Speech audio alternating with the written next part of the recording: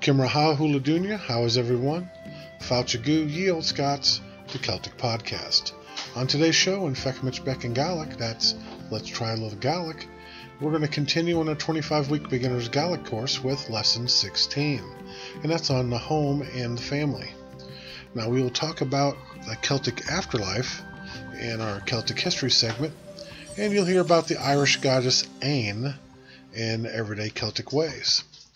Now throughout the program we're going to hear music from Jamie McGeechan, Gillibride McMillan, Claire, Karen Matheson, and the Selkie Girls.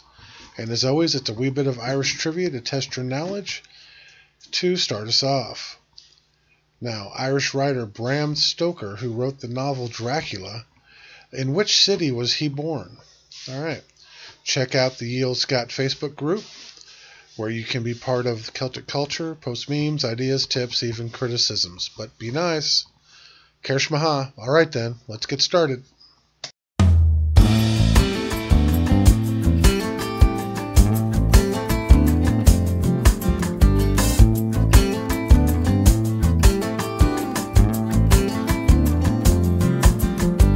Silavorum posu, silam posu fiudakan. Silavorum posu, harukuliarna purungu.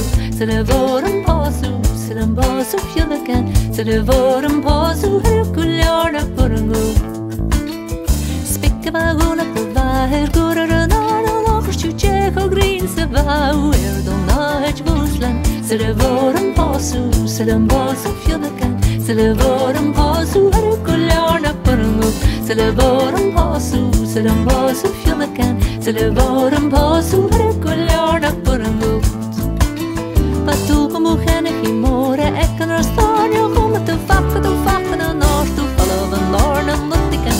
Silavorum posu, silam posu fiudakan. Silavorum posu, harukuliarna purungu. Silavorum posu, silam posu fiudakan. Silavorum posu, harukuliarna purungu. Getta var julakan spake jenige kjarta hona fer hurge kröven en gare hurge kalas kurna. Silavorum posu, silam posu fiudakan. Silavorum posu, harukuliarna purungu. Silavorum posu, silam posu fiudakan. Silavorum posu, harukuliarna purungu.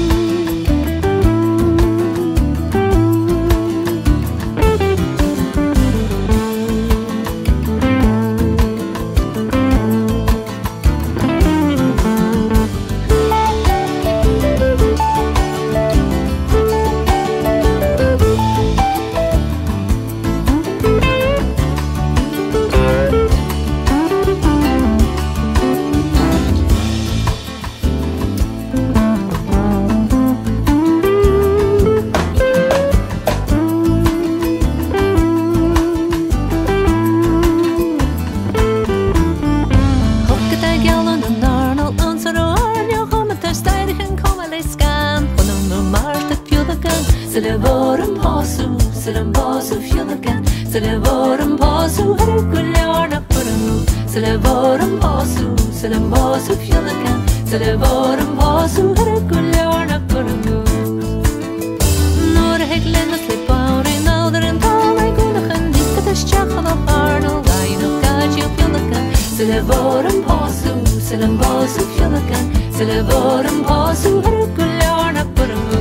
Silavorum posu, silam posu fiudakan. Silavorum posu, harukuliarna purungu. Hanig lichtjer en alles er rangish chele dala rushi a piper en fanner en jere bakitchen mu posu fiudakan. Silavorum posu, silam posu fiudakan. Silavorum posu, harukuliarna purungu. Silavorum posu, silam posu fiudakan. Silavorum posu, harukuliarna purungu.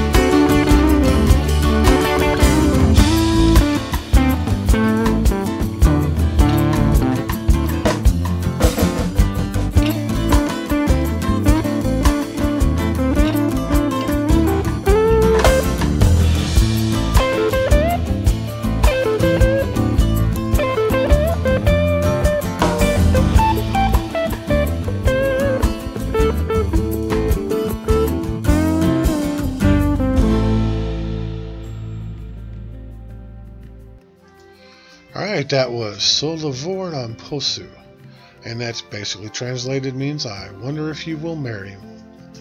Now, that's by Karen Matheson on her Urinum album. And now it's Han Tom and Feuchamaich back in Gaidhlig. It's time for Let's Try a Little Gaidhlig.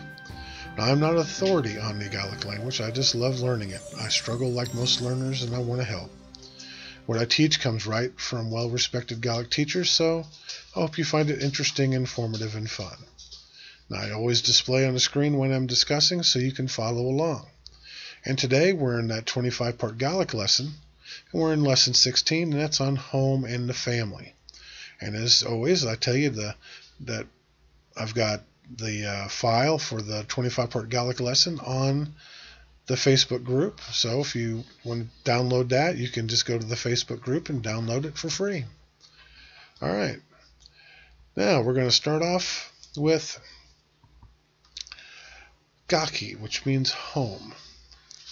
And we're going to talk about the parts of the home. We're going to do the singular and the plural. I will just run through this vocabulary real quick. Room, which means room. Roominen, which means rooms. That's the plural. Schamer, which also means room. It's masculine. And Schamerken means rooms. Lar, which is floor. Laren, floors. Doris, door. Dorsen, doors. Unyk, window. Unyiken, windows. Chair, chair. Chaherken, chairs. Bala, wall. Balachen, walls. Kish, chest. Kishiken, chests. Sofa is sofa, and sofaken is sofas. Jelev, pitcher. Jelevin, pictures. Skahen, mirror, and in Skahen is also mirrors. Solus, light. Solus, lights. Lampa, lamp. Lampkin, lamps. Klusik, pillow. Klusiken, pillows. Brat, carpet. Braten, carpets. Klosich, closet. Klosichen, closet. All right. That's it for that part of the vocabulary about the home. Now, these places I'm fixing to talk about are associated with the home and the family. And at the end, I'm going to give you a couple verbs to use to incorporate in your sentences to go along with this. The first one is skol, which means school. Skulten, schools. Bu, which is shop. Buin, which is shops. Bala, town. Bountain, towns. Then we have foskel, which is open, or a fosklig, opening. Dune, which means close, or a dunig, closing. All right. We're going to move on to Enchalak, the family. And we're going to keep on going with the singular and the plural. We got Maher, which is mother, or Aher, which is father. Braher, which is brother, or Brothrin, brothers. Pure, which is sister. Pethrikin, sisters. Muck, which is son. Mick, which is sons. Nian, which is girl or daughter. Nianin, which is girls or daughters. Leoniv, which is child, or clan, which is children. Pash, which is child or infant. Pashtin, which is children or infants. Dunya, for husband. Bain, for wife. Shaner, for grandfather. Shaver, for grandmother. Ua, for grandchild. Uakin for grandchildren. Kerch for relative. Kershin for relatives. Ish for age. Vol or mol for polite or well-behaved. Mi vol for naughty or cheeky. All right. We're going to move on from that. We're going to move on to possession. We've shown you how to show possession by using the preposition ek. Ha Gaelic akum. I have Gaelic on me. But there are other ways you will see possession, and here's another way. Mo, which means my, and it always aspirates the next word. And do, which means your, and of course it aspirates the next word as well. And here's a couple examples. Mahunya means my husband, and Dovain, your wife. All right, and as you can see, aspiration, sometimes it's called lenition, means the introduction of the letter H after the first letter of the adjective. Now this always results in a change in the sound of the word. However, words beginning with L, N, R, S, G, S, P, S, T, or a vowel cannot be lenited. And then, of course, L, N, and R are affected, but only in their pronunciation, not their spelling. All right. That's it for today. I'm going to give you 6 sentences to translate, and we're going to start off with number 1. Ha and lampa la vord. Number 2. Avail do jelev la vala. 3. Ha mi fosklig and doris ak. Ha mi dunig and unig. 4. Ha tri brachrin akum. 5. Ha achaun mi vol adol Gaki. 6. Avail do herichin ashian yon vala. All right, that's it for Feuchamaich Beagan Gaelic. I hope you enjoyed it.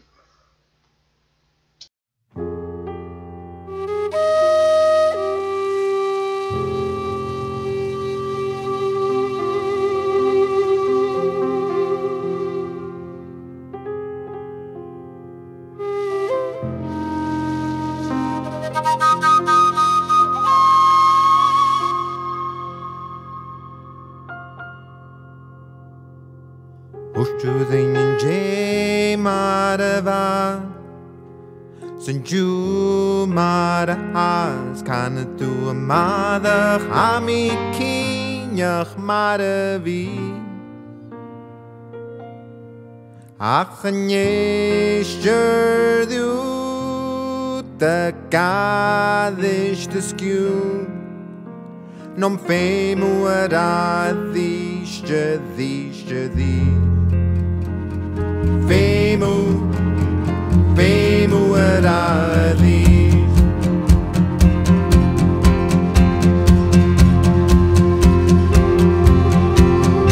Ana tunya khunne ke sathau Takisha man khauna the hina doesn't spar you Gina now Mahukat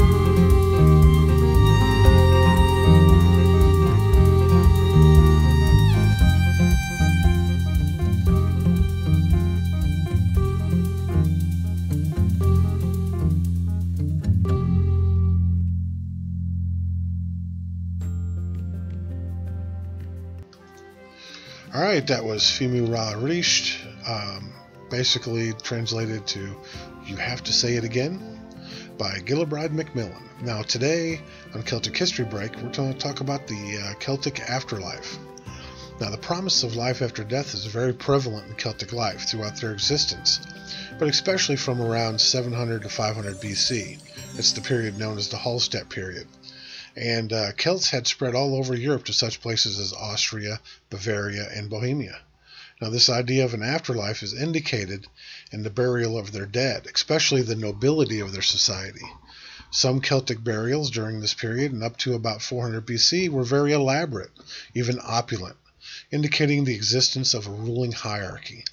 Now while ordinary Celts continued to be buried in somewhat simple graves, even they were buried with their possessions, such as pottery, swords, and their best clothing and adornments. Deceased aristocrats were buried in much larger and more elaborate tombs, though, and having attained a higher status in their society, of course they had nicer things to be buried with. The deceased nobility would seem to be going on a great adventure, though, with more than just a sword and some pottery to take along. Often in their tombs were placed such valuable and expensive imports as gold and amber. And even though they were dead, their physical needs were taken care of as well. They would be provided beef and pork and wine and mead to them, to help keep them, on their journey to the afterlife. Now, sometimes even their wagons or chariots were buried with them. But the horses, for the most part, were not. It was very rare to see horses buried with the chariots. Horses were a very important commodity in those times. And, because it takes time to have foals and have them grow to the size that you need to actually do some work. So it seems that the dead were supposed to find their own horses in the next life. Now from these ancient burials we have learned much of the ancient Celt. The more elaborate burial sites show the craftsmanship of the wagons and the chariots and the bits and harnesses used for the horses, the artistry that went into the adornments on the clothing, the quality of the sword making, and even the care that went into making the pottery that held the wine were all advanced for the time they were made. Now the best example of Celtic burial is a woman of nobility that modern people have deemed Princess X of Vix. Now, she was only about 30 years old when she died towards the end of the 6th century BC. Now, in the Celtic lands, what is now France, her real name is lost to the ages, and her title, princess, is just some modern concoction based on what they saw during the burial. But her burial exhibits that she was of a notable woman of her time.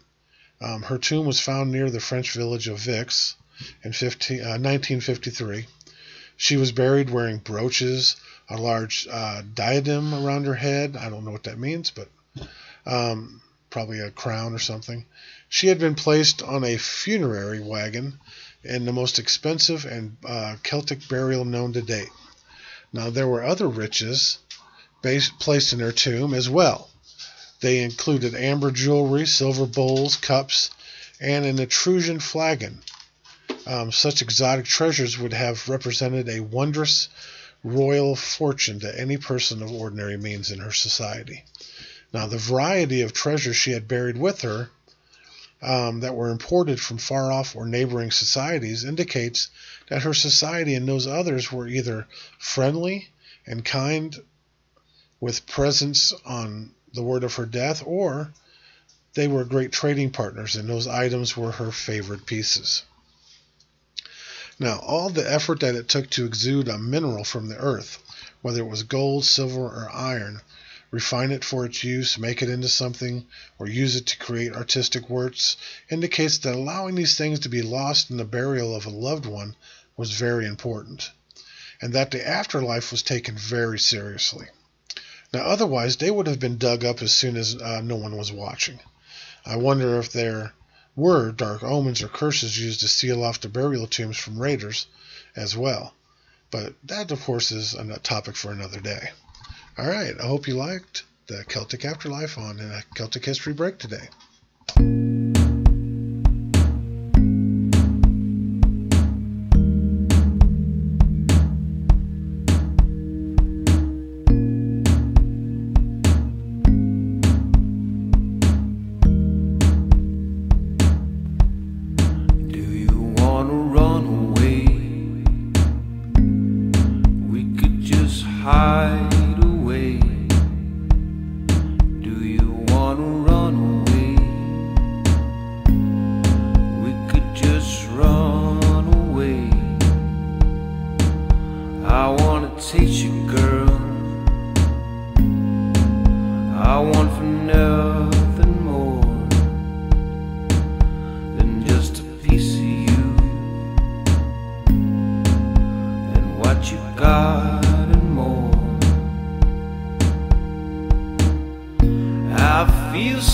something, I feel something that I cannot forget. I feel something deep within. Just feel no regret.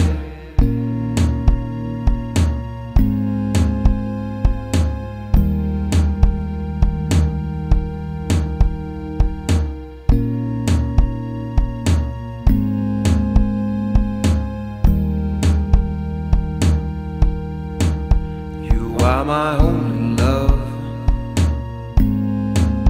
the one who sets me free. You are my God above, the Queen of the sea. I'd die 100 times just to be with you. Commit 1,000 crimes to hold you in my view. I feel something, I feel something that I cannot forget. I feel something deep within. Just feel no regret. I feel something, I feel something that I cannot forget. I feel something deep within. Just feel no regret.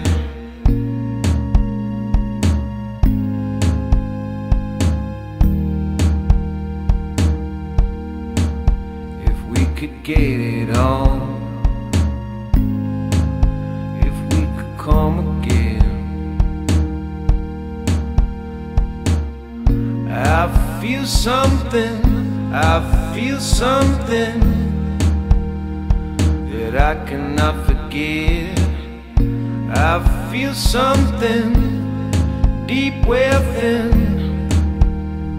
Just feel no regret. I feel something, I feel something that I cannot forget. I feel something deep within. Just feel no regret.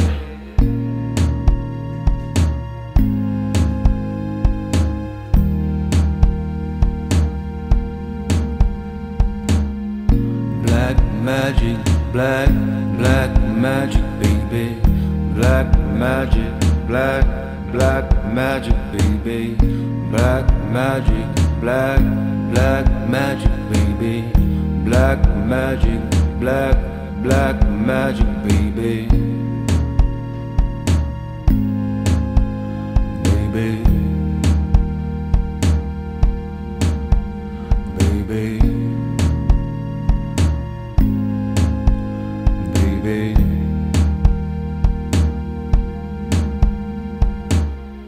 Black magic, black magic, baby.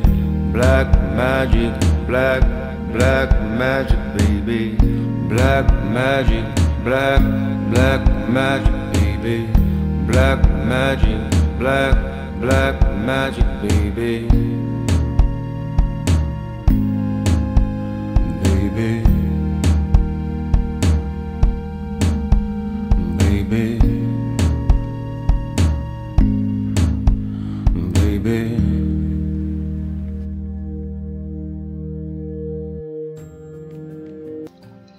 Alright, that was Black Magic Baby by Jamie McGeekin, my most favorite Scottish folk singer there is, and a good friend. Now it's time for Everyday Celtic Ways, and today we're going to talk about the Irish goddess Aine. Now Aine is often remembered as the Celtic goddess of love, but she is also a deity of wealth, sovereignty, and the summer. Her sensitive and joyful personality brought her many followers in the Celtic world. The heart of her cult was located in Limerick, Ireland, and though her fame spread like the sun's rays over many other regions, Associations between Aine with Venus or Aphrodite and any other love deity are kind of vague. She seems to be a goddess on her own making. She doesn't fit the typical goddess of love stereotype. She was a very complex goddess, though. One may assume that the goddess of love would have had bright and happy mists surround her. However, the legends about Aine are rather depressing. Stories are often told of the goddess being raped and murdered, as well as facing many other difficult situations. Yet these sad stories actually brought her closer to the women who lived in the tough Celtic world, for she endured the same trials and tribulations that the women of the Celtic world did. And it is important to remember that when the Celtic army worked for others or fought for their land, women also had to protect their homes, towns, and settlements. So Celtic women had to be loving as well as fierce. Therefore, death, cruelty, and sexual abuse were unfortunately quite common for the ancient woman. Now, despite the sad tales, Aine brought women hope and reminded them that the joys of summer and more pleasant times. Now, she taught the Celtic women to be strong, fierce, brave, loving, and compassionate. Now, this may be why she was worshipped by so many other deities, over so many other deities. After all, when life's trials tear you down, it is love that lifts you back up. All right, that's it for Everyday Celtic Ways.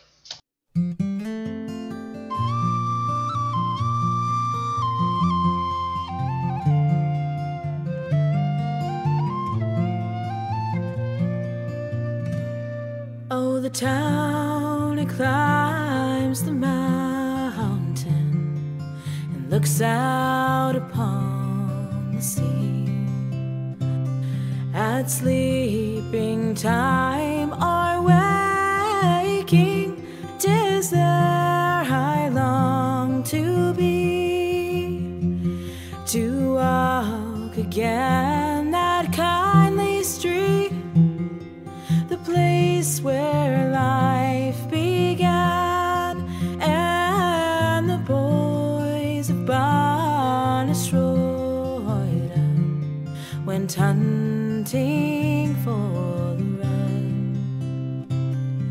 With cudgels stout we roamed about to hunt the drolling. We searched for birds in every furze, from Litter to Duneen. We sang for joy beneath the sky. Life held no print or plan, and the boys of Barna went hunting for the wren. And when the hills were bleeding and the rifles were aflame, to the rebel homes of Kerry the Saxon strangers came, and the men who dared the Oxys and to beat the black and tan, and the boys of Barna who hunted for the wren. And here's a toast to them tonight, the lads who laughed with me by the groves of Carham River, the slopes of Beanatee, John Dolly and Bad Andy, and the she-hens Con and Dan, and the boys of Barna who hunted for the wren.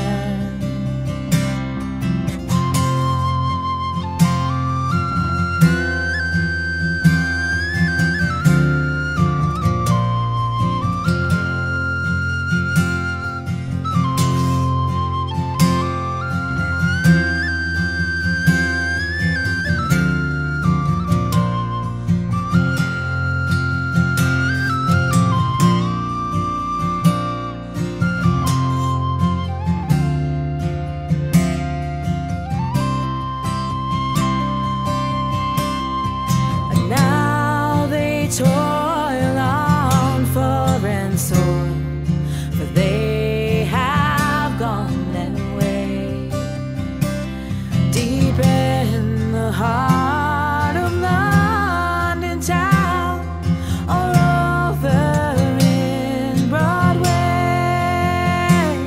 and I am left to sing their deeds and praise them while I can. Those boys of Barna shore, who hunted for the wren.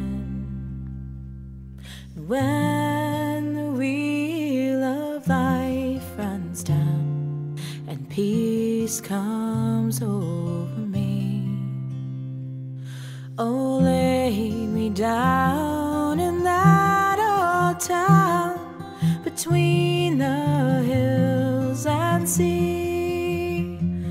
I'll take my sleep in those green fields, the place my life began, where the boys of Barna went hunting for the wren. All right, that was The Boys of Barna by the Celtic Girls. Well, that's it for today's show. I hope you liked it. I'm trying to keep it interesting, informative, and fun, as always. Now, I do that because I want to show you guys the beauty of all things Celtic. Top 11 Herichin. And now, before I let you go, the trivia question answer. Irish writer Bram Stoker wrote the novel Dracula. He was born in Dublin, Ireland, although he spent much of his life in Europe and England doing research for the various books he had written. All right. Remember to check out my YouTube channel, Ye Olde Scot. It's got Learn a Gaelic song videos, Celtic podcasts, speaking our language videos, Celtic movies, music, and plenty of other things. And my Facebook group, Ye Olde Scot, where you can give me your insights, input on all things Celtic. Martian leave in Drozda. Bye for now. But I'm going to let you go with a song. And it's The Nameless Clan by Clare. And it's a haunting tune. It's a lament for those lost at the Battle of Culloden.